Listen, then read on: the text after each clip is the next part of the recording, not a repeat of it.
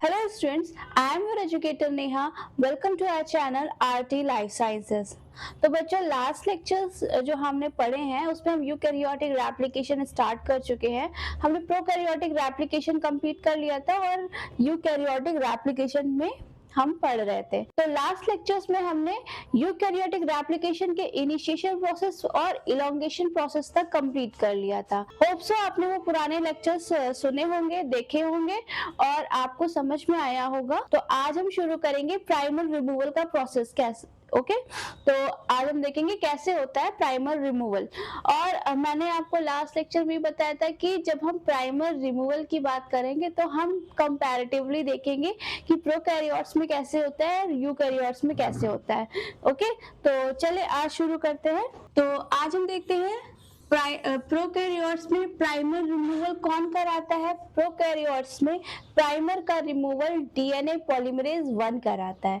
आपको याद होगा डीएनए पॉलीमरेज 1 प्राइमर रिमूवल का काम करता था और डीएनए पॉलीमरेज 3 जो था वो क्या करता था, वो डीएनए सिंथेसिस यानी कि वो रेप्लिकेशन में वर्क करता था, वो पॉलीमरेज एक्टिविटी करता था। ठीक है, तो प्राइमर रिमूवल कौन कराता है प्रोकैरियोट्स में? DNA polymerase 1। ओके तो सबसे पहले हम डीएनए पॉलीमरेज के एक्टिविटीज को देखते हैं।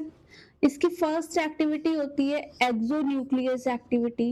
एक्सोन्यूक्लियस एक्टिविटी से क्या मतलब है? देखिए एक्सो मतलब आउटर साइड, न्यूक्लियस मैंने आपको जब एसएसबी एंजाइम के बारे में बताया था तो मैंने बताया था कि उसमें एक न्यूक्लियस वो क्या करता है, एसएसबी प्रोटीन क्या करती है, एसएसबी प्रोटीन स्ट्रैंड पर बाइंड होकर एक तो वो स्ट्रैंड को रीअनीलिंग से बचाती है, प्रिवेंट करती है, और दूसरा वो न्यूक्लियस एंजाइम से बचाती है। ठीक है, न्यूक्लियस क्या करते हैं, न्यूक्लियस एंजाइम्स वो एंजाइम्स होते हैं जो डीएनए को क्या करते हैं, कट कर सकते हैं और बेसिकली वो क्या करते हैं, दो न्यूक्लियोटाइड के बीच में जो फॉस्फोडाइएस्टर बॉन्ड होता है उसको ब्रेक करते हैं।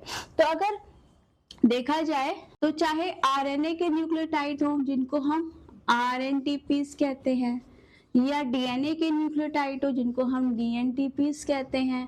ठीक है, आरएनटीपीस का मतलब क्या होता है, राइबो न्यूक्लियोसाइड ट्राइफॉस्फेट। ठीक है, और डीएनटीपीस का मतलब क्या होता है, डीऑक्सीराइबो न्यूक्लियोसाइड ट्राइफॉस्फेट। तो इनमें क्या होता है कि लगा तो फॉस्फेट होता है, अगर आरएनए के स्ट्रैंड बनेंगे तो उसमें क्या होगा कि आरएनटीपीस जुड़ेंगे और आरएनटीपीस आपस में जुड़ेंगे तो वो भी फॉस्फोडाइएस्टर बॉन्ड के थ्रू जुड़ेंगे। अगर डीएनटीपीस डीएनए के सिंथेसिस होगी तो डीएनटीपीस जुड़ेंगे और वो भी फॉस्फोडाइएस्टर बॉन्ड के थ्रू जुड़ेंगे। तो एक्सोन्यूक्लियस एक्टिविटी से क्या होता है कि जो आरएनए का जो शॉर्ट स्ट्रैंड बनता है, आरएनए का जो शॉर्ट स्ट्रैंड बनता है उसमें एक्सोन्यूक्लियस क्या करता है कि उसमें जो आरएनए के आरएनटीपीस जुड़े होते हैं आरएनए के शॉर्ट स्ट्रैंड में, उनके फॉस्फोडाइएस्टर बॉन्ड को तोड़ता जाता है। ये बात आपको समझ में आ गई कि एक्सोन्यूक्लियस एक्टिविटी से वो क्या करता है। तो ये मान लें ये क्या है, एक शॉर्ट आरएनए प्राइमर है, ये आरएनए प्राइमर है। ओके, आरएनए प्राइमर है और एक्सोन्यूक्लियस क्या करेगा, ये आरएनए प्राइमर बना होगा 18 to 20 आरएनटीपीस यानी कि आरएनए के न्यूक्लियोटाइड से मिलकर ये प्राइमर बना होगा। तो एक्सोन्यूक्लियस क्या करेगा, इनके जो आरएनटीपीस जुड़े हैं उनके क्या करेगा, उनमें फॉस्फोडाइएस्टर बॉन्ड को ब्रेक कर देगा। ठीक है, फॉस्फोडाइएस्टर बॉन्ड को ब्रेक कर देगा। ठीक है, तो ये क्या है, ये इसकी एक्सोन्यूक्लियस एक्टिविटी है कि ये क्या करता है, आरएनए प्राइमर को कट करता जाता है। ठीक है, कट करता जाता है। तो इसकी एक्सोन्यूक्लियस एक्टिविटी आप समझ गए होंगे, होप सो, है ना।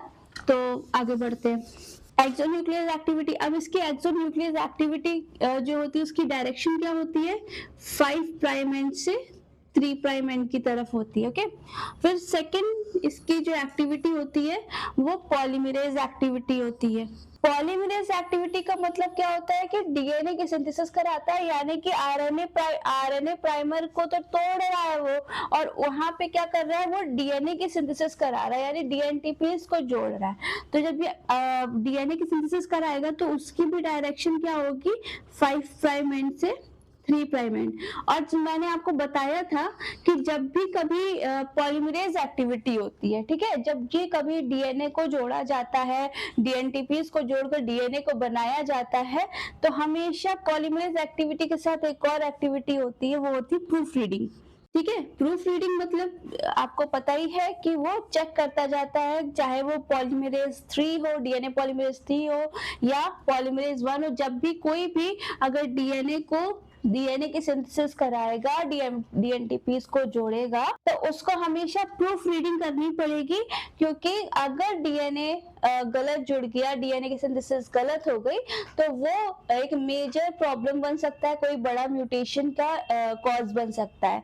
इसीलिए हमेशा पॉलीमरेज एक्टिविटी के साथ में प्रूफ रीडिंग एक्टिविटी होती है, और proof reading activity 3 prime and से 5 प्राइम एंड की तरफ होती है। ओके, अब हम यहाँ पे ये होप्स आपने लिखा होगा, मैं यहाँ दिखाती हूँ। ये तो देखें, यहाँ पे एक ये पेरेंटल स्टैंड है, जिसको हम कुछ भी कह सकते हैं। हम इसको पेरेंटल स्टैंड कह सकते हैं, हम इसको टेम्पलेट स्टैंड कह सकते हैं, हम इसको रेप्लिकेटर डीएनए कह सकते हैं, रेप्लिकेटर स्टैंड कह सकते हैं। ठीक है, तो ये हमें इसके नीचे न्यू डीएनए को सिंथेसाइज करना है, तो डीएनए को सिंथेसाइज करने के लिए हमेशा पहले एक प्राइमर लगता है, दिस इज प्राइमर, और ये प्राइमर 5 प्राइम एंड से 3 प्राइम एंड की तरफ लगता है, तो ये 5 प्राइम एंड है और 3 प्राइम एंड की तरफ लगेगा, क्योंकि नया डीएनए सिंथेसाइज हो रहा है वो 5 से 3 की तरफ होगा।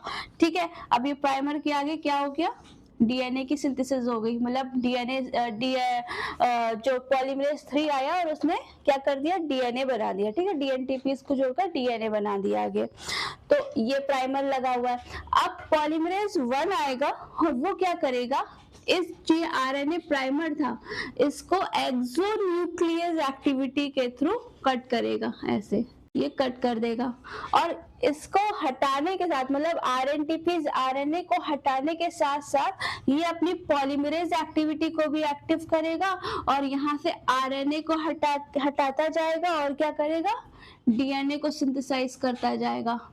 फिर यहाँ से आरएनए को हटाया, डीएनए को सिंथेसाइज किया, आरएनए को हटाया, डीएनए को सिंथेसाइज किया ना, इस तरह से ये आरएनए को हटाता जाएगा और डीएनए को सिंथेसाइज करता जाएगा। लेकिन लास्ट में क्या होता है, एक छोटा सा इधर OH और ये फॉस्फेट बच जाता है, मतलब एक छोटा सा माइनर सा गैप बच जाता है। ठीक है, तो इसके बारे में भी हम देखेंगे, इस गैप को क्या कहते हैं, लेकिन हम पहले ये देखें।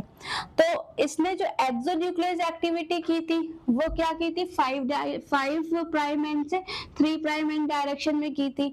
ठीक है, और पॉलीमरेज के सिंथेसिस भी इसने क्या की थी, 5 प्राइम एंड से 3 प्राइम एंड की तरफ की थी। और जब ये पॉलीमरेज यानी डीएनए को जोड़ रहा था, डीएनए को लगा रहा था, तो वो क्या कर रहा था, प्रूफ रीडिंग कर रहा था। और प्रूफ रीडिंग हमेशा वो आगे बढ़ता है और पीछे मुड़ के देखता है, आगे बढ़ता है पीछे मुड़ के प्रूफ रीडिंग करता है। तो हमेशा जब वो प्रूफ रीडिंग करने के लिए पीछे मुड़ेगा तो उसकी डायरेक्शन 3 से 5 प्राइम की तरफ होगी। ओके, तो ये बात समझ में आ गई कि कैसे हुआ। ठीक, अब यहाँ पे डीएनए पॉलीमरेज का 1 का जो काम था ये खत्म हो गया, उसने यहाँ पे आरएनए को हटा के डीएनए की सिंथेसिस कर दी। लेकिन लास्ट में छोटा सा गैप बच जाता है, बहुत माइनर सा गैप बच जाता है। तो इस गैप को कौन फिल करता है, इस गैप को फिल करता है लाइगेस। ठीक है, इस गैप को हम निक कहते हैं, और निक के सीलिंग का काम कौन करता है, लाइगेस। ठीक है, इसके फंक्शन को हम लाइगेशन कहते हैं। तो ये लास्ट में गैप बचता है उसको हम निक गैप कहते हैं, और इसको निक गैप को क्या करते हैं, लाइगेस क्या कहते हैं, इसकी सीलिंग करते हैं।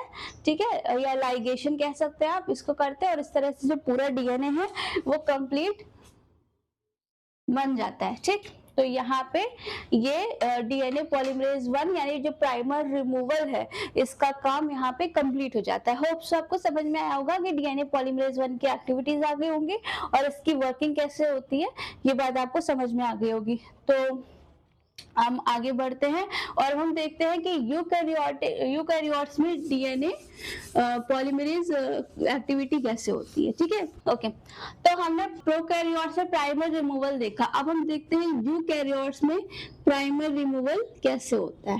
तो यूकैरियोट्स में प्राइमर रिमूवल थोड़ा सा डिफरेंट होता है। प्रोकैरियोट्स में डीएनए पॉलीमरेज 1 करा रहा था और लास्ट में जो निक गैप बचा था वो लाइगेस उसको सील कर रहा था।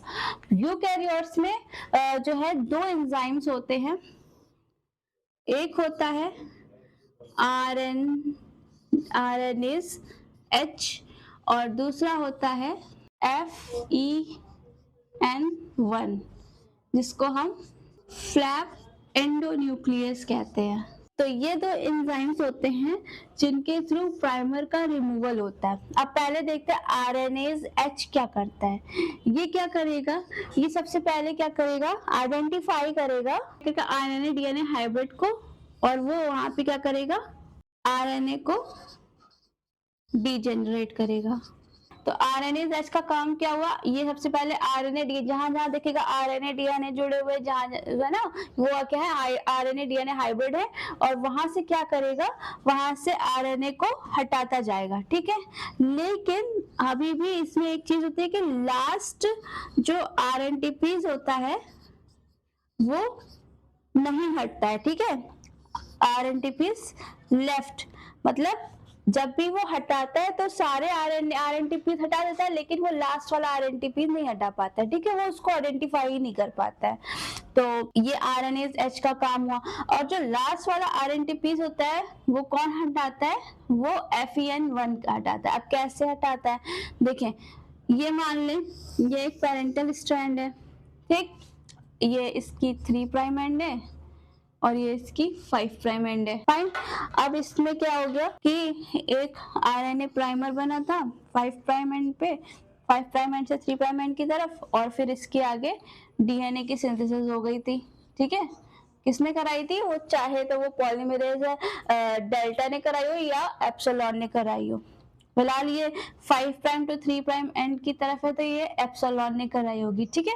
तो ये अब ये जो आप देख रहे हैं आरएनए डीएनए हाइब्रिड, तो ये आरएनए डीएनए हाइब्रिड को आरएनएज H जो है आइडेंटिफाई कर लेता है और ये क्या करता है, ये इस आरएनए को हटाता जाता है यहाँ से, ठीक है, यहाँ से आरएनए को हटाता जाता है और क्या करता है, यहाँ पे उसकी जगह पे डीएनए को सिंथेसाइज करता है। लेकिन ये लास्ट जो आरएनटीपी बचता है, ठीक है, ये लास्ट आरएनटीपीज बचता है, इसको ये नहीं हटा पाता। आरएनए सारा आरएनए हटा देगा पर ये लास्ट वाला नहीं हटा पाएगा। इस लास्ट वाले को हटाने के लिए FEN1 यानी फ्लैप एंडोन्यूक्लियस आएगा। फ्लैप एंडोन्यूक्लियस क्या करता है, सबसे पहले तो ये क्या करता है, फ्लैप एंडोन्यूक्लियस ये मान ले ये था और उसके बाद क्या हुआ था, ये डीएनए बन गया था और ये लास्ट वाला एक आरएनए बचा था और इसके आगे डीएनए सिंथेसाइज था। अब FEN1 आया और इसने क्या किया, इसको थोड़ा सा फ्लिप किया, ठीक है, इस तरह से इसको थोड़ा सा मोड़ दिया, ठीक। पहले ऐसे आरएनटीपी लास्ट वाला जुड़ा था उसको ऐसे मोड़ दिया, ठीक है। ऐसे मोड़ने के बाद में फिर ये क्या करेगा, इस पर कट लगाएगा, ये मान लीजिए यहाँ से कट लगाएगा। कट लगाने के बाद इसको ये अलग हो जाएगा, ठीक है, इतना आरएनटीपी अलग हो जाएगा। और जब ये अलग हो जाएगा तो यहाँ पे क्या हो जाएगा, ये इतना कट होके, अब ऐसे पहले देख ले फिर मैं इसको आगे बताऊं। पहले एक पेरेंटल स्ट्रैंड था, पेरेंटल स्ट्रैंड पे क्या एक आरएनए प्राइमर लगा था पूरा, ठीक है, आरएनए प्राइमर लगा था, उसके आगे डीएनए की सिंथेसिस हो गई थी। अब क्या हुआ, आरएनएज H आया, उसने आरएनए डीएनए हाइब्रिड को फाइंड आउट कर लिया, आइडेंटिफाई कर लिया। और चूंकि इसके पास भी एक्सोन्यूक्लियस एक्टिविटी और पॉलीमरेज एक्टिविटी और प्रूफ रीडिंग एक्टिविटी होती है इस आरएनएज H के पास, तो इसने एक्सोन्यूक्लियस एक्टिविटी के थ्रू आरएनए को हटाया और पॉलीमरेज एक्टिविटी के थ्रू यहाँ पे क्या किया, डीएनए की सिंथेसिस करवा दी। लेकिन लास्ट आरएनए जो स्ट्रैंड था उसका लास्ट आरएनटीपी अभी भी बचा हुआ था, ठीक है, वो आरएनएज H नहीं हटा पाया, ठीक है। उस लास्ट वाले आरएनटीपी को हटाने के लिए फ्लैप एंडोन्यूक्लियस आता है। फ्लैप एंडोन्यूक्लियस क्या करता है, इस लास्ट वाले आरएनए जो आरएनटीपी है, ठीक है, आरएनए न्यूक्लियोटाइड है, उसको पहले फ्लिप करता है बाहर की तरफ, ठीक है, ऐसे करके बाहर की तरफ फ्लिप कर देता है और उसके बाद इसको कट लगा देता है। यहाँ से कट लगाने के बाद क्या होता है कि यहाँ से ये कट लगा दिया। अब यहाँ पे आरएनए, अब यहाँ से ये वाला आरएनए तो हट गया, अब इतना सा गैप बचा है जैसे कि प्रोकैरियोट से बचा था। इस गैप को हम क्या कर रहे थे, ठीक है। और इसको हटाने के लिए क्या होता है, इसको सील करने के लिए हमेशा क्या होता है, इस गैप को सील करने के लिए लाइगेस आ जाता है। होप सो आपको ये बात समझ में आ गई होगी, प्राइमर रिमूवल वाली बात, ठीक है। प्रोकैरियोट्स में पॉलीमरेज 1 में एक्सोन्यूक्लियस एक्टिविटी, पॉलीमरेज एक्टिविटी और प्रूफ रीडिंग एक्टिविटी, जिसके थ्रू क्या कर रहे थे, पहले तो आरएनए को हटा रहे थे एक्सोन्यूक्लियस एक्टिविटी के थ्रू, फिर पॉलीमरेज एक्टिविटी के थ्रू उसमें क्या कर रहे थे, डीएनए की सिंथेसिस करा रहे थे। और लास्ट में जो माइनर सा गैप बचता है उसको निक गैप कहते हैं, जिसकी सीलिंग जो कौन कर रहा था, वो लाइगेज कर रहा था, ठीक है। तो वहां पर डीएनए की सिंथेसिस हो गई। यूकैरियोट्स पे थोड़ा सा डिफरेंट होता है, इसमें दो एंजाइम्स इन्वॉल्व होते हैं प्राइमर रिमूवल में, आरएनएज H और FEN1 यानी फ्लैप एंडोन्यूक्लियस। आरएनएज H क्या करता है, ये आरएनए और डीएनए जो हाइब्रिड जंक्शंस होते हैं उनको आइडेंटिफाई करता है। आरएनएज के पास भी एक्सोन्यूक्लियस और पॉलीमरेज और प्रूफ रीडिंग की एक्टिविटी होती है। तो जिसके थ्रू ये क्या करता है, एक्सोन्यूक्लियस के थ्रू ये आरएनए को हटाता जाता है, लेकिन लास्ट आरएनए को नहीं हटा पाता है, ठीक है। जितने आरएनए हटाया है उसको अपनी पॉलीमरेज एक्टिविटी के थ्रू वहां पे डीएनए को सिंथेसाइज कर देता है और प्रूफ रीडिंग करता है, ठीक है। अब ये जो लास्ट आरएनटीपीज यानी लास्ट वाला आरएनए बचा है, इसको हटाने के लिए फ्लैप एंडोन्यूक्लियस आता है। फ्लैप एंडोन्यूक्लियस क्या करेगा, पहले तो उसको फ्लिप करेगा और फिर उसे कट लगा देगा और हटा देगा, ठीक है। उसको हटाने के बाद में वहां जो जंक्शन बचता है, छोटा सा गैप बचता है, उसको वही हम निक गैप कहते हैं। इसकी निक सीलिंग कौन करता है, लाइगेज करता है। बहुत सिंपल था, कोई भी ऐसा टिपिकल कॉम्प्लेक्स चीज नहीं थी जो आपको प्रॉब्लम दे। तो आप इसको कंपैरेटिवली मैंने इसलिए बताया कि थोड़ा सा आपको कंपैरिजन, जहां जहां पे डिफरेंस है वहां पे आपको कंपैरिजन समझ में आए, ठीक है। तो ये चीज आपने देख ली। अब हम कल जो है टर्मिनेशन का प्रोसेस, कल के लेक्चर में हम टर्मिनेशन का प्रोसेस पढ़ेंगे, जिसमें हम देखेंगे कि यूकैरियोट्स पे टर्मिनेशन कैसे होता है। प्रोकैरियोट्स और यूकैरियोट्स का टर्मिनेशन दोनों ही अलग अलग तरह से होता है। तो कल चूंकि हम प्रोकैरियोट्स का देख चुके हैं प्रॉपर, तो यूकैरियोट्स में देखेंगे, ठीक है। तो होप सो आपने आज का लेक्चर पूरा समझा होगा। तो अगर आपको कोई भी डाउट हो आज के लेक्चर में या आज से पहले भी जितने लेक्चर्स मैंने लिए हैं मॉलिक्यूलर बायोलॉजी की सीरीज में, तो आप उनको हमारे कमेंट सेक्शन पर बता सकते हैं, पूछ सकते हैं। और इसके अलावा भी आपको कोई भी प्रॉब्लम हो तो आप वो भी बता सकते हैं। आप हमें मेल कर सकते हैं हमारी मेल आईडी पर जो स्क्रीन पर शो हो रही होगी। और फिर आप हमारे लेक्चर को लाइक करें, सब्सक्राइब करें, शेयर करें, सपोर्ट करें। Thank you.